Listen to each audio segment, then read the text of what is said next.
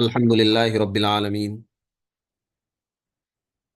والصلاة والسلام علی اشرف الانبیاء والمرسلین اما بعد فاعوذ باللہ من الشیطان الرجیم بسم اللہ الرحمن الرحیم۔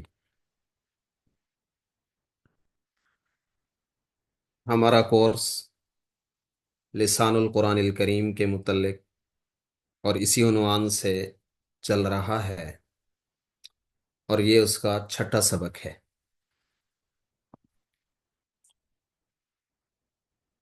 اس کے اندر ہمارا مقصد صرف اور صرف قرآن کریم کو سیکھنا ہے، احادیث نبویہ کو سیکھنا ہے، اس کے علاوہ کچھ بھی نہیں ہے۔ علماء لکھتے ہیں کہ یہ صرف و نحو، یہ عربی گرامر، چونکہ قرآن مجید اور احادیث نبویہ کے سیکھنے کا ذریعہ ہے، اور قرآن و حدیث کا سیکھنا فرض ہے، اور جو چیز کسی فرض کا ذریعہ بنے وہ بھی فرض ہوتی ہے۔ جو چیز کسی فرض کا ذریعہ بنے وہ بھی فرض ہوتی ہے۔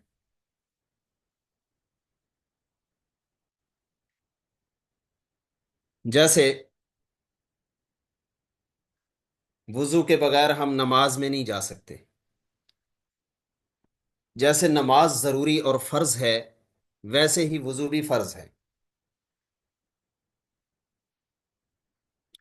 اس لیے اس کورس کو اہمیت دیں اور توجہ کے ساتھ سیکھیں اور اسے غنیمت جانیں۔ یہ نہ سوچیں کہ یہ مفت میں ہے، فری ہے، اعزازی ہے، تو اس کی کوئی حیثیت یا اہمیت نہیں ہے، کیونکہ یہ گویا کہ قرآن مجید سیکھنے کا ایک واسطہ اور ذریعہ ہے۔ اسی کے ذریعے سے ہم قرآن کریم کو حل کرنے تک پہنچیں گے۔ اس کے بغیر قرآن مجید کو حل نہیں کیا جا سکتا۔ اس لیے محدثین کا کہنا یہ تھا کہ جسے علم نحو اور علم صرف نہیں آتا اس کے لیے حدیث بیان کرنا حرام ہے، وہ حدیث بیان نہیں کر سکتا جب تک یہ علم نہیں آئیں گے، کیونکہ یہ علوم خادم ہیں، یہ قرآن و حدیث کے خادم ہیں۔ جب تک انہیں نہیں سیکھیں گے تو ہم مخدوم تک پہنچ نہیں سکتے۔ مخدوم تک پہنچنے کے لیے خادم کو واسطہ بنانا ضروری ہے، اس کے بغیر پہنچنا ناممکن ہے۔ بہرحال یہ ہمارا چھٹا سبق ہے، بہت آسان ہے اور بہت مختصر ہے۔ اس کو عنوان دیا ہے متشابہ مرکبات میں فرق۔ تین مرکبات ایسے ہیں جو آپس میں ملتے جلتے ہیں، ان میں ہم فرق کریں گے، اور وہ مرکبات ہیں مرکب توصیفی، مرکب اضافی، اور مرکب تام جملہ اسمیہ، صرف جملہ فعلیہ نہیں، صرف جملہ اسمیہ یعنی مبتدا خبر۔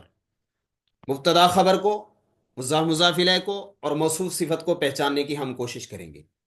یہ مرکبات چونکہ آپس میں ملتے جلتے تھے اور باقی اس طرح نہیں ہوتے، تو انہی کے لیے ہم نے یہ لیکچر تیار کیا ہے۔ پہلے نمبر پر مرکب توصیفی ہے، جسے الترکیب الوصفی کہتے ہیں عربی میں۔ تو اس کی علامت یہ ہے کہ موصوف و صفت جو ہے دونوں معرفہ ہوتے ہیں یا دونوں نکرہ ہوتے ہیں، دونوں معرفہ یا دونوں نکرہ۔ دونوں معرفہ، جیسے آپ اس کی مثال پہلی دیکھ رہے ہیں، الطالب الذکی، الطالب الذکی، ذہین طالب علم۔ الطالب یہ معرف باللام ہے، معرفہ ہے، اور الذکی یہ معرف باللام ہے، معرفہ ہے۔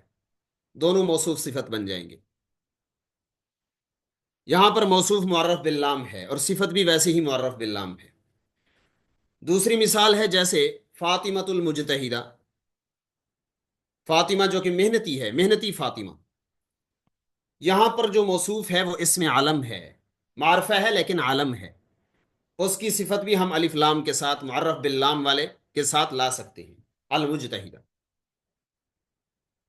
اس کی صفت معرف باللام کے ساتھ ہے۔ نمبر تین، ہذان الطالبان، یہ دو طالب علم۔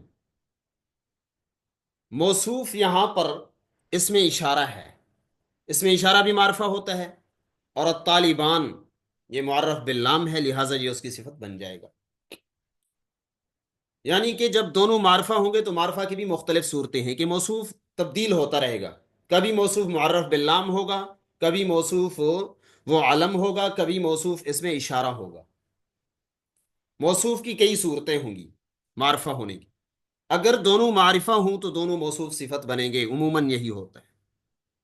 اور اگر دونوں نکرہ ہوں تب بھی وہ موصوف صفت بنیں گے، جیسے طالب ذکی۔ اس کی مثالیں ہم نے نہیں دی کیونکہ اس کی کوئی اقسام نہیں ہے، اس کی صرف ایک ہی صورت ہے طالب ذکی، اور اس کے اندر کوئی صورت ہی نہیں ہے۔ نہ وہاں پر فاطمہ کا لفظ آ سکتا ہے کیونکہ وہ علم ہے، نہ اس میں اشارہ حاضان کا لفظ آ سکتا ہے، معرفہ ہے۔ اس لیے یہاں پر ہمیں یہ سمجھنا ہے کہ موصوف صفت جب ہوں گے تو موصوف کی کئی صورتیں ہو سکتی ہیں، کہ موصوف معرف باللام بھی ہو سکتا ہے، اور موصوف جو ہے وہ اس میں معرفہ علم بھی ہو سکتا ہے، اس میں معرفہ اس میں اشارہ بھی ہو سکتا ہے۔ یہ سمجھانے کی کوشش کی گئی ہے اس کے۔ اگر دونوں معرفہ ہوں تو عموماً موصوف صفت ہوتے ہیں، دونوں نکرہ ہوں تو عموماً کیا بلکہ تقریباً یہ تو لازمی ہے موصوف صفت ہوتے ہیں۔ شاذ صورتیں ہیں ایسے بس کچھ ہٹ کے، وہ غیر قانونی صورتیں ہیں۔ جی آگے چلیں۔ یہ تھا موصوف صفت۔ اس کے بعد ہے مرکب اضافی، الترکیب الاضافی۔ یہ جملہ اوپر غلط لکھا ہو، مرکب اضافی، الترکیب الاضافی۔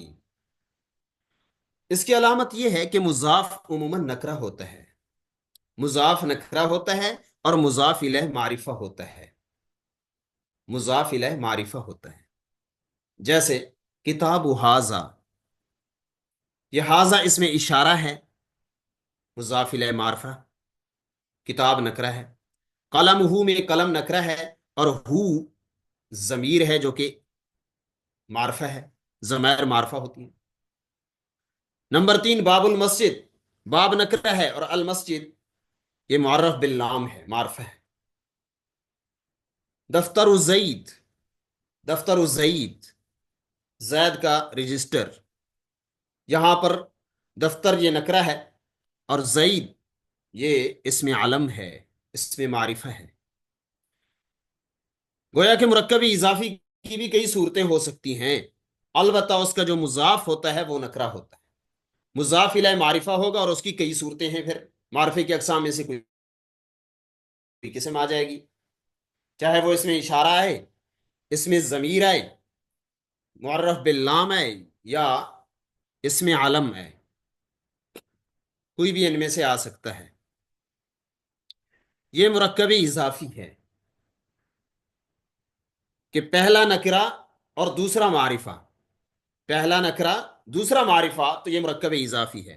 دونوں معرفہ تھے یا دونوں نکرہ تھے، وہ مرکب توصیفی تھا۔ دونوں معرفہ یا دونوں نکرہ تو مرکب توصیفی، پہلا نکرہ دوسرا معرفہ تو یہ مرکب اضافی ہو گیا ہے۔ البتہ اس کی پھر کئی صورتیں ہو جائیں گی کیونکہ معرفے کی کئی اقسام ہیں۔ جی آگے جائیں۔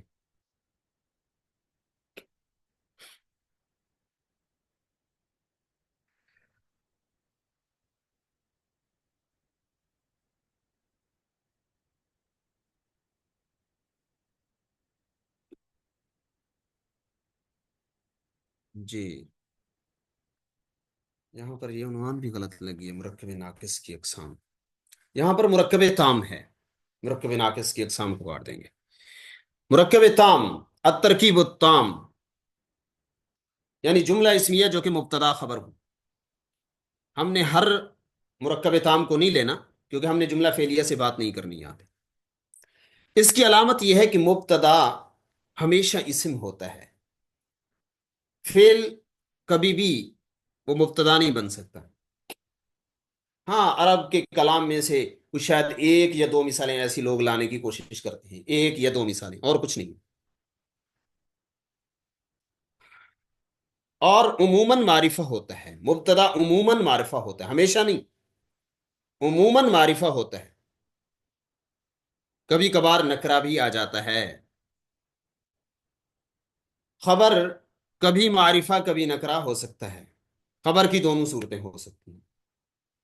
البتہ مبتدا اکثر اور غالباً یہ معرفہ ہوتا ہے، کبھی کبھار نکرا ہو جاتا ہے. جی دیکھیں، زید طالب.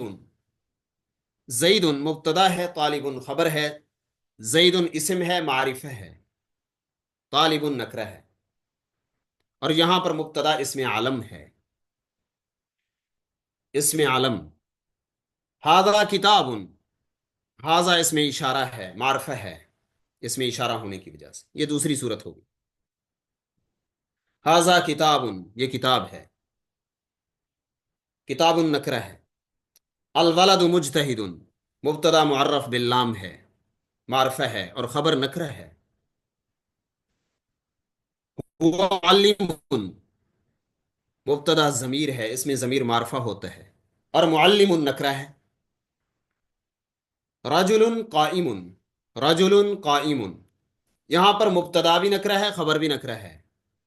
رجل بھی نکرہ ہے، قائم بھی نکرہ ہے. دونوں نکرہ ہیں. ایسی بھی صورت بن جاتی ہے، رجل قائم. ایسی بھی صورتیں آ جاتی ہیں کلام عرب میں. قرآن کریم میں بھی استعمال ہوا ہے. وَلَعَبْدٌ مُؤْمِنٌ خَيْرٌ مِّن مُشْرِكٍ. عبد مؤمن، یہ موصوف صفت مل کر مبتدا ہے، حالانکہ نکرہ ہے عبد. بہرحال کتاب الطالب مفید.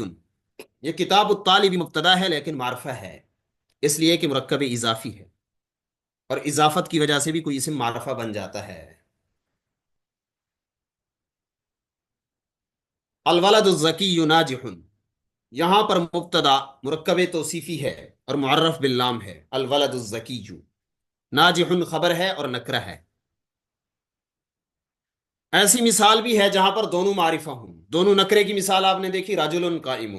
دونوں معرفے کی مثال دیکھیں، محمد رسول اللہ.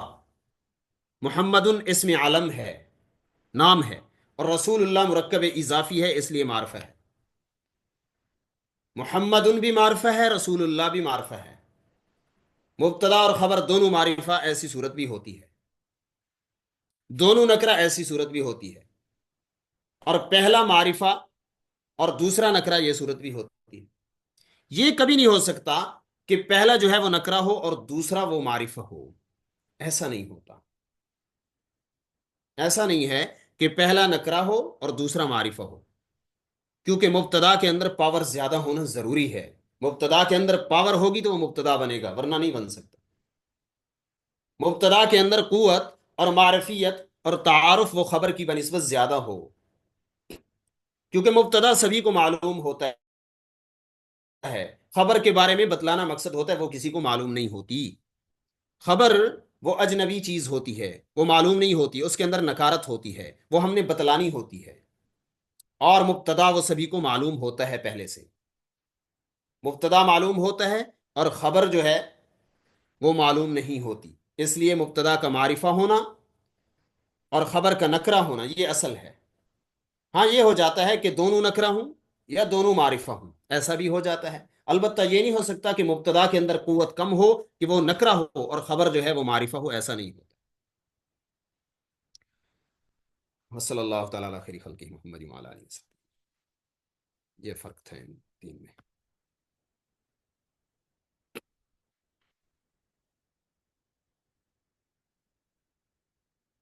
جی.